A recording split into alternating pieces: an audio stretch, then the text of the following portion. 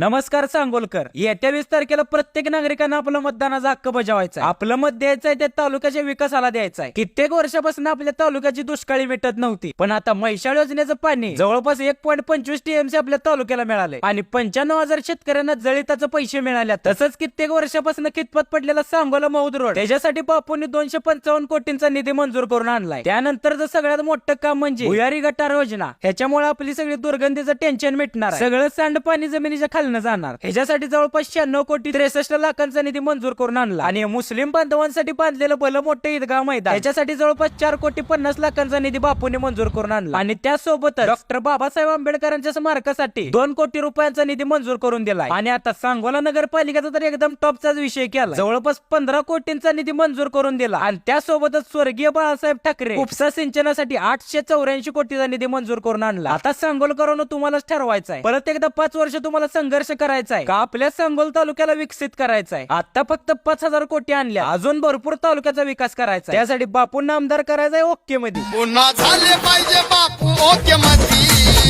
आमदार झाले पाहिजे बापू ओके मध्ये.